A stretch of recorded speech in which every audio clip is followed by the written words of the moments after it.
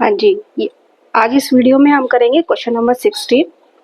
Question number 16 प्रश्नावली है 2.4 class 9th का ये क्वेश्चन है। इस प्रश्नावली का ये लास्ट क्वेश्चन है। ठीक है, देखिए प्रश्न में दिया हुआ है कि घनों क्यूबॉइड जिसके आयतन नीचे दिए गए हैं और की विमाओं के लिए संभव व्यंजक क्या होंगे। ठीक है, आपको क्या दे रखा है, घनाभ दे रखा है। घनाभ क्यूबॉइड, जिसको हम इंग्लिश में क्यूबॉइड भी बोलते हैं, वो कुछ इस तरीके का होता है। जैसे क्यूबॉइड होता है, जैसे ये इस तरीके का बक्सा टाइप जिसको हम बोलते हैं क्यूबॉइड, जिसकी तीन विमाएं होती हैं। जैसा इसमें दे रखा है, विमाएं मतलब साइड। ये देखिए, ये लंबाई होती है, ये इसकी ऊंचाई होती है और ये इसकी चौड़ाई होती है। ठीक है, ये इसकी लंबाई है, ये ऊंचाई है, ये चौड़ाई है। ठीक है, तो आपको क्या करना है, विमाएं निकालनी है इसकी। ठीक है, तो देखिए फर्स्ट क्वेश्चन एक एक लेके चलेंगे हम। देखिए फर्स्ट क्वेश्चन में क्या दे रखा है, घनाभ का आयतन। ठीक है, घनाभ का आयतन हमें दे रखा है 3x² माइनस 12x। ठीक है, ये आपको घनाभ का आयतन दे रखा है। तो देखिए सबसे पहले क्या होता है, घनाभ के आयतन का आपको फॉर्मूला याद होना चाहिए। ठीक है, घनाभ के जो घनाभ का जो आयतन होता है, इस घनाभ का जो आयतन होता है उसका फॉर्मूला होता है लंबाई इंटू चौड़ाई इंटू ऊंचाई। ठीक है, आया आपको समझ में। आयतन, आयतन का मतलब होता है, देखिए आयतन का मतलब भी मैं आपको समझा देती हूँ। आयतन का मतलब होता है कि इसमें कितना सामान आ सकता है। ठीक है, इस जैसे कोई बक्सा है, उसमें कितना सामान आ सकता है, ये उसका आयतन कहलाता है। वो कितनी जगह घेर रहा है या उसमें कितना सामान, उसमें कितना सामान आ सकता है। ठीक है, तो वो निकालने के लिए हम क्या करते हैं, लंबाई चौड़ाई इंटू ऊंचाई। ठीक है, ये इसका आयतन निकालने का फॉर्मूला होता है। अब देखिए इसको क्या करना है हमें, इसी तरीके से तीन खंडों में हम इसको विभक्त कर लेंगे। ठीक है, ये एक बहुपद दे रखा है हमें 2 घात का। ठीक है, तो इसको क्या करना है, इस तरीके से 3 गुणा में खंड कर लेने हैं। जिसमें क्या होगा, फिर एक जैसे हम गुणा में खंड कर लेंगे, इसके गुणा में अपने फैक्टर निकल जाएंगे। गुणनखंड खंड को हम फैक्टर भी बोलते हैं। तो वो क्या हो जाएगा, एक लंबाई हो जाएगी, एक चौड़ाई हो जाएगी, एक ऊंचाई हो जाएगी। ठीक है, तो देखिए इसको कैसे करना है। देखिए इसमें से क्या करती हूँ मैं, 3 और x कॉमन ले लेती हूँ। ठीक है, देखिए 3x कॉमन आ जाएगा, तो 3 तो बाहर आ गया, एक x बाहर आ गया, x की घात 2 है तो एक x आ गई। ठीक है, 3 चौक 12 होता है और x मैंने बाहर निकाल लिया। ठीक है, इस तरीके से कॉमन निकाल लिया। अब देखिए इसको क्या करेंगे हम, 3 को अलग ब्रैकेट में बंद करेंगे, x को अलग ब्रैकेट में बंद करेंगे और x-4 को अलग ब्रैकेट में बंद कर लेंगे। ठीक है, ये देखिए आ गया ना, 3 गुणा में आ गया ये। ठीक है, तो अब क्या होगा, चूंकि यहां हम लिखेंगे घनाभ का आयतन जो होता है वो होता है लंबाई मल्टीप्लाई चौड़ाई मल्टीप्लाई ये होता है ऊंचाई।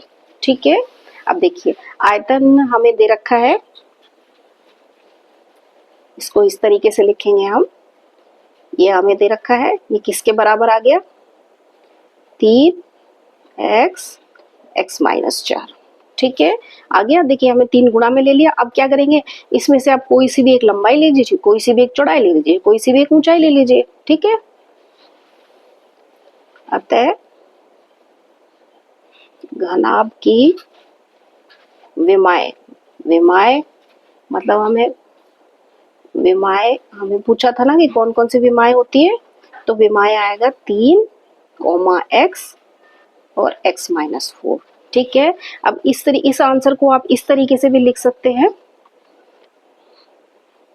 कोई सा भी ले लीजिए आप, जो भी इच्छा करे आपकी। तो घनाभ की लंबाई हम ले लेते हैं 3, इसी तरीके से चौड़ाई हम ले लेंगे x और ऊंचाई हम ले लेंगे x-4। ठीक है। थोड़ा राइटिंग मेरी अगर नहीं समझ में आ रही है आपको थोड़ा जल्दी में, तो आप इसके जाके नोट्स देख सकते हैं। शॉर्ट वीडियो में मैंने इसके नोट्स डाल रखे हैं, ठीक है, वहां से आप अच्छे से देख सकते हैं। ठीक है, तो ये आ गई आपकी, ये लंबाई आ गई, ये चौड़ाई आ गई, ये ऊंचाई आ गई। आप चाहे इसको लंबाई ले लो, इसको चौड़ाई ले लो, क्योंकि तीनों का गुणा करना है, क्योंकि तीनों विमाएं यदि हम लेके चलेंगे तो वो क्या होगी, एक घनाभ ही बनाएगी। ठीक है, आया आपको समझ में। अब देखिए इसी तरीके से हम दूसरा क्वेश्चन, इसका दूसरा क्वेश्चन करेंगे। देखिए दूसरा क्वेश्चन हमें दे रखा है, देखिए सेकंड क्वेश्चन हमें दिया हुआ है, क्या दे रखा है, ये है 12 के वाई स्क्वायर प्लस 8 के वाई माइनस 20 के। ठीक है, कि कुछ बुक में इसको मिस्टेक कर रखा है, यहाँ पे 6 दे रखा है, तो आप इसको सही कर लीजिएगा, ये 6 नहीं है, ये 8 है। ठीक है, ये आपको क्वेश्चन दे रखा है, तो ये क्वेश्चन क्या है, ये आयतन दे रखा है आपको, सॉरी मैंने लिखा नहीं यहाँ पर, ये क्या कर रखा है, आयतन दे रखा है आपको। ठीक है, अब देखिए इसमें से क्या करती हूँ मैं, एक तो तीनों में से देखिए, एक तो तीनों में से के कॉमन आ रहा है, ठीक है, के कॉमन ले लेती हूँ मैं। ठीक है, उसके बाद देखिए इसके डिजिट देखिए 12, 8 और 20। ठीक है, 12 और 8 20, 12 8 20 का हम HCF मतलब कॉमन निकालेंगे तो वो आएगा 4। ठीक है, अगर HCF आपको निकालना नहीं आता है तो मैं आपको यहाँ बता देती हूँ, देखिए किसका 12, 8 और 20। ठीक है, इसका आपको HCF निकालना है।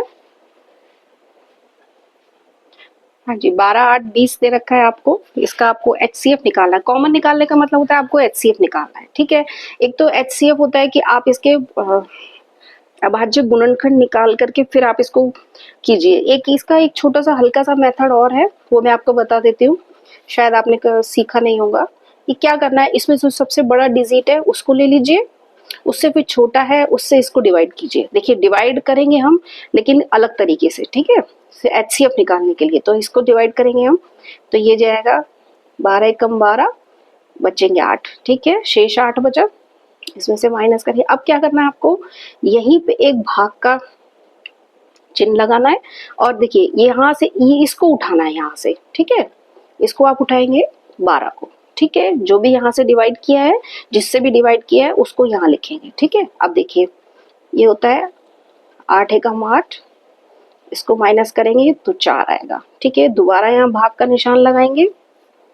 ठीक है, दोबारा भाग का निशान लगाएंगे और ये वाला उतारेंगे यहाँ पे। ठीक है, तो ये जाएगा 4 दूनी 8। ये देखिए पूरा पूरा चला गया है ये। ठीक है, अब ये पूरा पूरा चला गया तो हम क्या करेंगे, अब इसको पिक करेंगे, इसको उठाएंगे अपन। ठीक है, यहाँ पे अब इसको उठा के इसको हम डिवाइड करेंगे, इससे डिवाइड करेंगे। देखिए हमने ये ले लिया, ये ले लिया, अब हमारे पास ये बचा है तो इसको हम यहाँ लिख लेंगे। ठीक है, ध्यान से समझिएगा, बहुत इजी मेथड है। ठीक है, तो ये जाएगा 4 दूनी 8, अगेन नीचे कुछ नहीं बचेगा, खाली हो गया, आगे ये ब्लॉक हो गया है, अब आगे कुछ नहीं है तो ये आगे का सॉल्यूशन इसमें निकल नहीं सकता है। लेकिन इसका जो HCF निकलेगा वो हमारा जिससे हमने डिवाइड किया है लास्ट में, वो इसका आंसर होगा। ठीक है, इसीलिए ये HCF निकालने का तरीका है। ठीक है, तो इसीलिए हमने उभयनिष्ठ क्या लिया है, 4 ले लिया है। ठीक है, 4 ले लिया, के ले लिया है। अब देखिए इसमें मैं इसको डिवाइड करूंगी 4 के से, तो 4 तिये 12 होता है, के बाहर आई गया, और वाई स्क्वायर। ठीक है, प्लस 4 दूनी 8, के बाहर निकलिए, वाई है ही। ठीक है, और ये हो जाएगा 4 पंजे 20। ठीक है, आया आपको समझ में। चलिए अब देखिए आगे कैसे करना है, इसको वही 3 के गुणा में अपने को चेंज करना है। तो अब क्या करेंगे, अब ये देखिए द्विघातीय बहुपद आ गया है ये, तो इसका क्या करेंगे आप, मध्य पद विभक्त विधि से इसका क्या करेंगे, सॉल्यूशन निकालेंगे। ठीक है, तो देखिए मध्य पद विभक्त विधि मैंने आपको हर उसमें समझाई है, तो इसके मैं विभक्त करूंगी यहाँ पे 5y माइनस 3y। देखिए 5 में से 3 जाएगा, 2 बचेगा, और क्या करना है हमें, इनको गुणा करना है। गुणा करने पर देखिए कितना आता है, 5 3 होता है 15, तो ये आएगा माइनस का 15y। ठीक है, देखिए माइनस का 15 वही आया, आपको चेक करने का तरीका बताया था मैंने कि ये वाला और ये वाला इसको गुणा कीजिए तो भी कितना आएगा, -15y²। ठीक है, और इन दोनों को हम गुणा करेंगे तो भी -15y² आएगा। ठीक है, ये चेक करने का तरीका है कि हमने जो इसके खंड किए हैं, हमने जो इसको स्प्लिट किया है इस मध्य पद को, वो सही है कि नहीं। ठीक है, इसके आप जितने क्वेश्चंस करेंगे उससे आपको क्लियर हो जाएगा। अब देखिए इन दो दो के जोड़े बना लेते हैं। इसमें से मैं ओनली y बाहर निकालूंगी, अंदर बचेगा 3y + 5। ठीक है, इसी तरीके से माइनस, इसमें से ओनली 1 बाहर आएगा, कोई भी चीज कॉमन नहीं आ रही है तो हम 1 बाहर लेते हैं। ठीक है, अब देखिए 4 के इन दोनों को मैं कॉमन ले लेती हूँ और इन दोनों को मैं शेष बचा हुआ लिख देती हूँ। ठीक है, ओके। अब देखिए इनको मैं 3 गुणा में लिखूंगी क्योंकि हमें क्या करना है, घनाभ का आयतन निकालना है। ये देखिए आ गया ना, घनाभ का आयतन 3 गुणा में आ गया, और हमें क्या निकालना है, लंबाई इंटू चौड़ाई इंटू ऊंचाई। ठीक है, ये चाहिए, तो हम यहाँ लिखेंगे अतः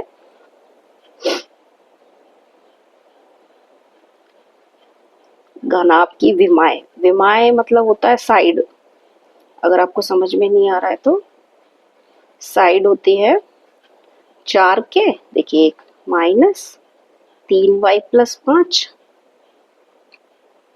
और y -1, या तो इस तरीके से लिख दीजिए, या इसका आंसर लिखने का तरीका है कोई सा भी लिख दीजिए, कोई सा भी आप लिख देंगे आपका गलत नहीं माना जाएगा।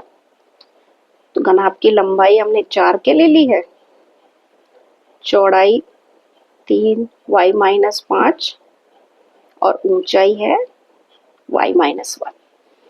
ठीक है, आया आपको समझ में? सिंपल सा क्वेश्चन है, कोई ज्यादा टफ नहीं है। ठीक है, खाली आपको क्या करना है, घनाभ का जो है आयतन निकालने का फॉर्मूला आपको याद होना चाहिए। ठीक है, आपको सिंपल सा बहुपद दे रखा है, 2 घात के बहुपद, आप उसको विभक्त कीजिए, उसके गुणनखंड कीजिए, गुणनखंड करने पे क्या होगा, 3 गुणा में आ जाएगा।